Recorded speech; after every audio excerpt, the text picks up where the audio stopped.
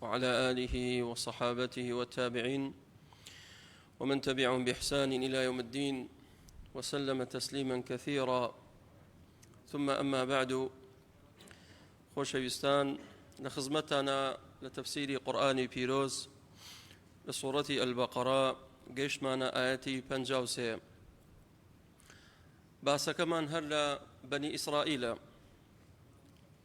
خوای پەروەردگار کۆمەڵێ نیعمەت باسەکە لە قورئان کە چۆن ئەو نیعمەتانی دا بە بەنی ئیسرائیل، بەڵام ئەیهێنێتەوە بیریان، چونکە لە بەرامبەردا ئەو هەموو نیعمەتانی کە خوای گەورە بە بەنی ئیسرائیلیدا بە قەومی موسایدا، بەڵام ئەوان قەدری ئەو نیعمەتیان نەگرت. لە پاشاندا خوای پەروەردگار فەرمووی: وإذ آتينا موسى الكتاب والفرقان لعلكم تهتدون. وبيريان بينوا نعمتي شتر لو نعمتاني كخواي قورب بني إسرائيل دا أي محمد صلى الله عليه وسلم، أو كاتيك وخواي پروردگار كتابي نابقرت بو موسى عليه الصلاة والسلام، كأو كتابا بريتيبو للتوراة. توراة كلامي خواي پروردگارا، هر وكو چون انجيل كلامي خوايا، هر وكو چون قرآن كلامي خوايا، دبي عقيدة ما نوابت. وهي توراة انجيل قرآن همو أمانة كلامي خوان. إيكا كلامي خوابو دبي إيمان من بيبت، بلام كام توراة كام انجيل أو إيكوا حقيقية أو إيكوا تبديل نكراوة دسكاري نكراوة، بلام أو إيكا إستاهي دسكاري كراوة أوان إيمان من بينية. بويا إيمان من بو توراتي كوا دابزي سر موسى عليه الصلاة والسلام، وخواي تعالى شون وصفيكر فرموي الفرقان، أو كتاب من داقرت توراة لقل أوش آيات جاكارية كات، وخواي تعالى بهماش وصفي قرآنك الفرقان، تبارك الذي نزل الفرقان على عبده. أي فرقان يعني شيء واتا جاوازيك لبين حق وناحق، توراة انجيل قرآن أمانة بو أودا بزين بو أوي أو خلق آشناب بحقائق، بو أوي حقيان بورون بيتوا أوشي باطل بوشا لغير أخوة برستي لمعصية تاوان خلشي دبي لي وريابنو. كواتا توراة هاتو بو أوي فرقان تان نشاندات، وقرآنش بو أو دابزية كفرقانا أو قرآن فرقانا بو أوي حقنا حق ليك جاكنو. لرقاي قرآن إما حق ما الناسي ونا حق ما نجناسي، چونك إنسان كأهلي باطلي ناسي يكسر حقي بو دركوين. إستيك إما نبرانبر توحيد شركة كشرك ما الناسي ياخذ توحيد ما الناسي بو ما دركوية كام الشركة، كزاني من كام طاعته بو ما دركوية كام معصيتها. فرقانك ليريا همو أمانة لقرآن خوي تعالى همي بو مارون كردوتو، بو ماني رون كردوتو كام كفر كام إيمانا، بو يدز بإيمان بقرين آقداري كفر بين لسا كفر نبين. بويا همو كتاب آسمانيا كان بقرآني بيروز شو الفرقان، كتاب آسمانيا كان قرآن توراة إنجيل. بوشي خوي تعالى دايقرتوا لسر بيغمران لعلكم تهتدون، بو أوي ببيت مصدري تشريع سرشاوي هداية، أتاني هداية ورقرن ورن لرقاي قرآن لرقاي توراة سرشاوي هداية رنمويتانا كات شون بقن بخواي پروردگار بو رزقار تان بيت سرفراز بن برو رزابندي خوي تعالى برون. لپاشان دا خوي تعالى فرموي: وإذ قال موسى لقومه، كاتيك موسى عليه الصلاة والسلام بقومكي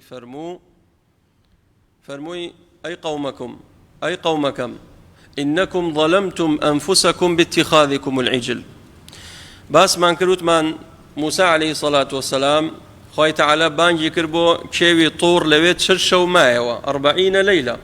ثم اتخذتم العجل من بعده وأنتم ظالمون. هتا موسى أو تشلشوي بيشو قومكي دستيان كردا أوي كوا جوركيشان برستو بدستي خويان درستيان كرد. كاتيك أمر رويدا هاتوا موسى عليه الصلاة والسلام ألقى الألواح أو توراتي كلناو أو ألواح نسرابو لحيبة موسى عليه الصلاة والسلام لدسي بروبو ياخذ فريدة شكا وأخذ بلحية أخيه يجره إليه قد يسر ريشي براكي توربو كهاروني بجي يشتبو لنا قومكي وتي شون هشتت قومكم عبادتي غير خوابكن حتى أمشل شون بيشو كشي هات موسى ركم خليشي مانغا برستنن قال يا ابن أمة لا تأخذ بلحيتي ولا برأسي ما كسروا ريشما أمش بلغي لسلويك في غمران ريشان هبوا قال يا ابن أمة لا تأخذ بلحيتي ولا برأسي إني خشيت أن تقول قد فرقت بين بني إسرائيل ولم ترقب قولي من ترسام لتفريقه لو اشتانا بويا نمتواني سيطر بك مسر قومكت كاتيك أمر رويدا أم تاوانا خوي تعالى فرموي ما دام أم تاوانا تانكر أي بني إسرائيل دبي باجي أو تاوانا بدنو أقبيت بيرتان وثمان آدم عليه الصلاة والسلام نبهش دركرا خوي تعالى لي خوشبو فتلقى آدم من ربه كلمات فتاب عليه بلان باجي تاوانا كيدا لبهش خوي قورا دريكرت همو تاوانێک دەبێ باجی بدەیتەوە ئێستا ئەگەر پیاوێک لە مانگی ڕەمەزانی پیرۆز چووە لای خێزانەکەی باجەکەی چییە؟ دەبێت 2 مانگ لەسەرێکە بە ڕۆژوو بێت کەسێک بە ئەنقەس کەسێک لە دەستی دەچ و کەسێکی کوشت بە سیارەدای لە مناڵێ کوشتی ئەگەر کە سوکارەکەی لێشی خۆش بن دەبێت 2 مانگ لەسەرێکە بە ڕۆژوو بێت ئەبێ باجی بداتەوە بۆیە هەموو تاوانێک باجی هەیە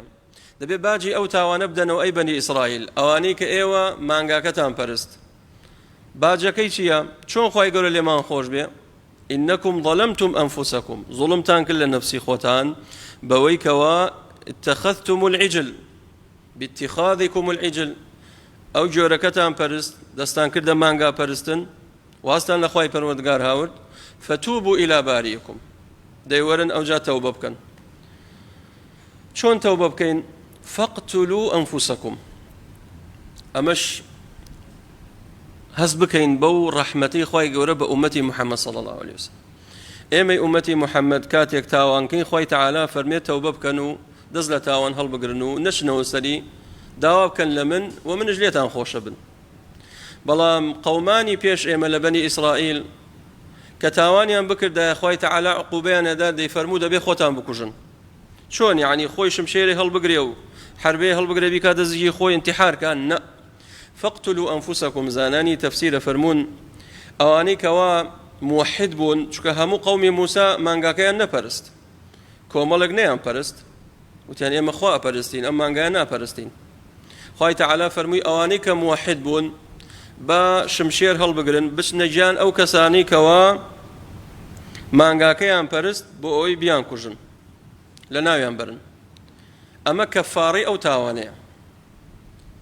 بوو بە کەفاڕەی تاوانەکەیان ئەوجا ئەمە تەفسیرێکی تر نا فاقتلوا أنفسكم بشنە ناو یەکە یەکتری خەڵاسکەن و یەکتری بکوژن ئەوەی ما ئەوەشی کوژرا بە شەهید خوای گەورە قبوڵێکات خوای گەورە لێی خۆشە بێ لەو تاوانە کەواتە لێرە ئەوانەی کە ئەو تاوانەیان کرد تەواو دەبێت تەسلیم بن وخوای تەعالاش فەرمووی ذلكم خير لكم عند بارئكم ئەمە خێرە بۆتان نەک عەذابی جەهەنەم چونکە ئەگەر ئێوە ئەمەتان قبوڵ نەبێت ئەو کاتە بە هەتایی لە ئاگری دۆزەخە مێننەوە ئەسووتێن بەڵام یەک جار بکوژریت تەواو خەڵاس ئەبێتە کەفارەتی تاوانەکەت دوای لەو لاواچیتە بەهەشت کامی هەڵەبژێری بە هەتایی لە ئاگری دۆزەخ بمێنیتەوە یان ئەو عەذابەی کە لە دونیایە دەبێ بکوژریت تەواو تەسلیم بوون ئەو تاوانەیان کرد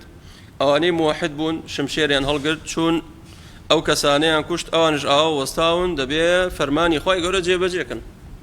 لێیانیاندا هەموویانیان کوشت ئیتر لێرە عەدەدەکان باز نەکراوە ژمارەیان چەند بووە لە تەفسیرە هاتووە لە هەندێک تەفاسیری ئیسرائیلیات هاتووە ژمارەیان 7,000 کەس بوون هەندێک کەڵن 3,000 بوون هەندێک کەڵن زیاتر کەمتر بەهەرحاڵ ژمارە لای ئێمە گرنگ نییە گرنگ بۆیە خوای تەعالا بۆمانی باسە کرد بەڵام قسەکە بەم شێوەیە بوو کاتێک یەکتریان کوشت خوای تەعالا فتاب عەلەیکم لێیان خۆش بوو ئەوجا لێرە فەرمووی ذلكم خير لكم عند بارئكم نيود عند ربكم يعني عند الله سبحانه وتعالى يشي لنا وكان خوي تعالى البارئ هو الله الخالق البارئ المصور أي بارئ يعني شي يعني أو ذاتيك واتوي دروسك لنبون وبوبون أما يشي لمعنى كان البارئة يعني شي يعني بون الصفلان أي بني إسرائيل أي لبيرتان شو خوي قورا إيوي لنبون ودروسك بوبون أوها بمشي ثم سواك رجلا كشي لجاتي أو إخواب برستن أشن غير إخواب برستن مانغايك برستن ما دام أوها الصفلبون برانبر رب العالمين برانبر بارئكم دي فاقتلوا أنفسكم عقوبة أوي دبي بكجرين ودبي رازيج بن بي شئتم أما بيتم أجرش هلي نبجيرن كشتنك أو بهتا هتاي بسر شوري لنا وأجري دوزة خميرنو بوي بوشوي فوتانو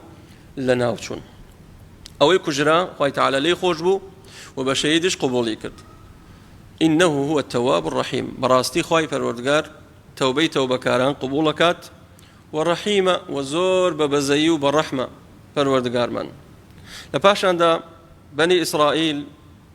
تواو خوي تعالى كومل نعمتي تريان بو باسكا دفرمي وإذ قلتم يا موسى لن نؤمن لك حتى نرى الله جهرا سيكا عنادي وسركشي بني إسرائيل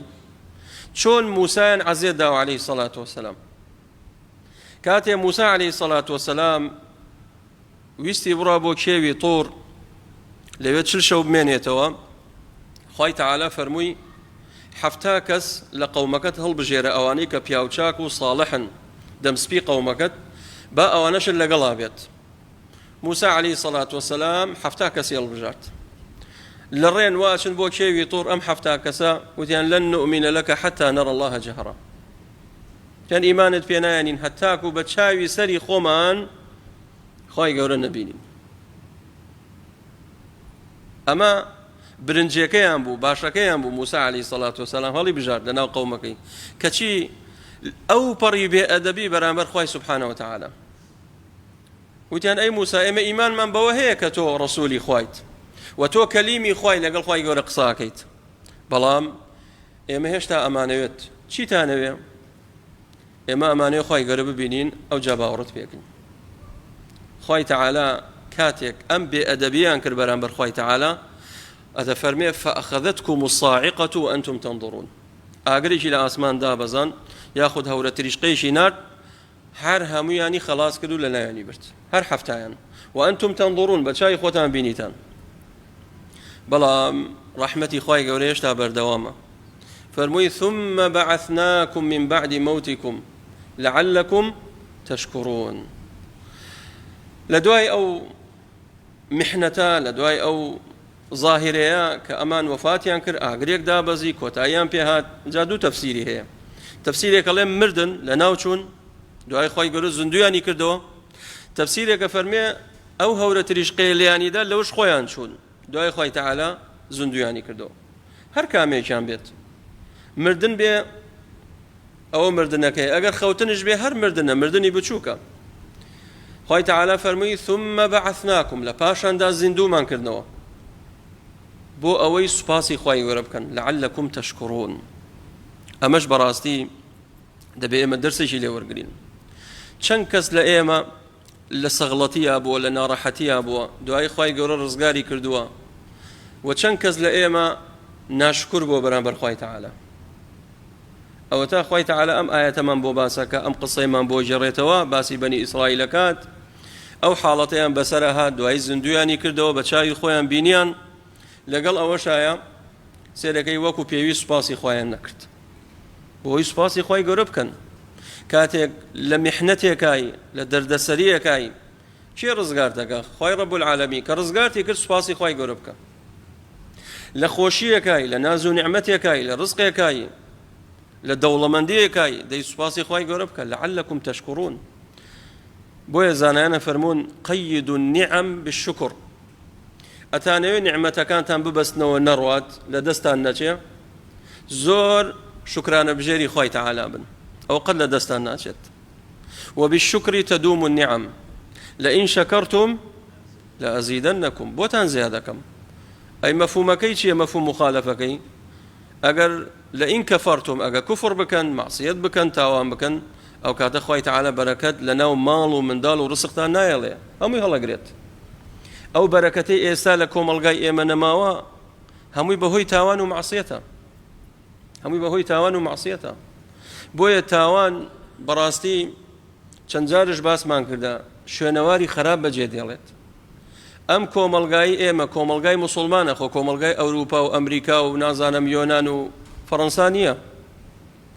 چی وای کردووە کەوا ئەو بەرەکەتەی جارانی هەفتا و شەست و پەنجاکان کە باو و باپیرانی ئێمە باسییانەکرد نەما تەنانەت ئێستا وای لێهاتۆ میوەکانە خۆی میوە تامی نییە سوبحان الله هەر تامەکەش خوای گەورە هەڵی گرت هەمووی بەهۆی تاوانە بەهۆی معسیەتەوەیە دەی لعلكم تشكرون سپاسی خوای گەورە بکەن آخر آيات خوای تعالى فرمي وظللنا عليكم الغمام وأنزلنا عليكم المن والسلوى أميان چیە كاتيك بني إسرائيل لقل موسى خوای تعالى فرموي أي موسى لقل قومك برو فتحي بيت المقدس كلو رحلة يوشع بن نوني لقل أبو پیغمبر يوشع كاتي كودنا ريا زورك لبني إسرائيل متغاذل بون وتيان أي موسى برو لقل خواكي خوتا اذهب ربك فقاتلا إنها هنا قاعدون إما ناين لقلتا برو خوتو خواكت شربك أنو إما لردانشتوين موسى عليه الصلاة والسلام قال خليشان بو لخوابة ترسن بكون ريا بابتين شركين أو قوم جبارة اللي دربكين نهاتن موسى عليه الصلاة والسلام دعاء كرت قال ربي إني لا أملك إلا نفسي وأخي فافرق بيننا وبين القوم الفاسقين فرمي أي پروردگاری إذا صلاة قومك منية كسب قسم ناكات خوم براك من دقلت شن مسلمان يكاين أما أنا بقصي من ناكن دي ألي رخوي تعالى جامان كيتو لقليان خوي تعالى عقوبي داقرت قال فإنها محرمة عليهم 40 سنة يتيهون في الأرض فلا تأس على القوم الفاسقين فرمي أي موسى عقوبي خوي تعالى بويان هات شل صال سرقردان بن ويلا بن هتاكو شل صال بويان يبشنا بيت المقدس شل صال بني إسرائيل وموساج لقليان عليه الصلاة والسلام هرلا سرقردان ورقان ويل كرنيانا توين برون بيت المقدس هلا صحراء يبون بچوی روشتن بوی رگاکە بدۆزنەوە نایەنە دۆزیەوە عقوبەی خوای تعالى ئەجا لەو فترەیە برسیانە بێ توونیانە بێ داوایان کراتنە لای موسا وتی چیمان بەسەر هات وتی هۆکارەکەی خۆتان بوون ئێوتی نەنان هەیە نە ئاو داواکە لە خوای تعالى ئاومان بۆ دەرکات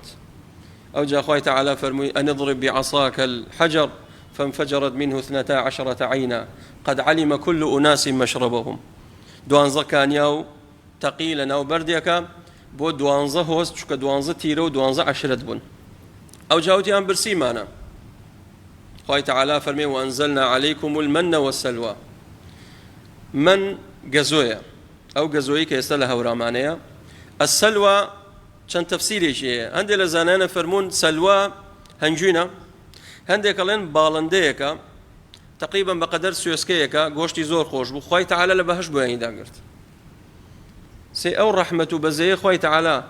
او هم ناز نعمتا او جا لقل او شيء سركجبون معصية تاواني خوي تعالى يعني غزوي بو يعني داقرت غوشتي بو يعني داقر لبهشت او جاوتي يعني والله لم صحراء اما بهلاك شوين ام خورا تشكاكي زور بقوتا حل شيء داوي كل خوي تعالى وأنزلنا عليكم الغمام خوای گەورە هەورێکی بۆیان نارد بۆ هەر کوێیەکە بڕۆشتنایە و هەورە لەبان سەریان بوو و ئەو هەورە فێنکایەکشی لەگەڵا بوو یعنی ئێستا چۆن تۆ لە چلەی هاوینە ڕێ بکەیت و سبلتێ لەبان سەرت ئیش بکە چەند مرتاحی چەند خۆش ئەو خۆرەش لێت نادا هەورێک پەڵە هەورێ لە سەریانە و فێنکە لەگەڵیا هەوایەکش دێت بەس بۆی عەزیەت نەخۆن خوای گەورە ئەوشی بۆیان نارد وظللنا عليكم الغمام غمام واتا أو هوريك كوا خواي قرب وينار وكو سيبرك وأنزلنا عليكم المن والسلوى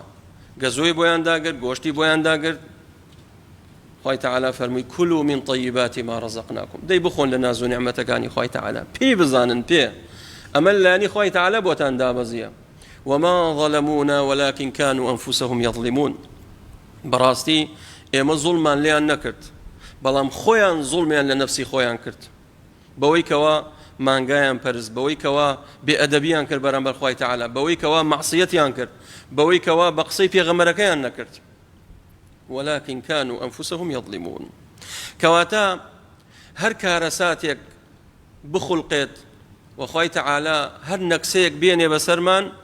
قل هو من عندي أنفسكم همو إلى نفسي خومانا كز قلينك على أخوة والله حتشيك من بسر بيه هو كاركي خومانين ويا ضرورة سباسي خوي قرب كين بقرينو بلا خوي تعالى أم آياتانا تطبيق كين خو مهر بو بني إسرائيل نيو تاو إما بيو يدين وتاو نا بو إيمشا بل راست خطابك بو أوانا بلام خطابكش بو أمتي محمد صلى الله عليه وسلم يتربو لقرآن باس كراوة كقرآن بو شدا بزيا بو محمد عليه الصلاة والسلام داواكم لخواي پروردگار بنا وجوانا كان صفات برزكاني رحم بحال ما بك وبختور مانك وأخيري همولاك ما خيرك يا رب خوايا ليت بارينو بنا وجوانا كانت صفات برزكان اللي ما خوش بي يا رب العالمين لتاوانا كان من لهلو بلمان يا رب العالمين آمين آمين الحمد لله رب العالمين وبارك الله فيكم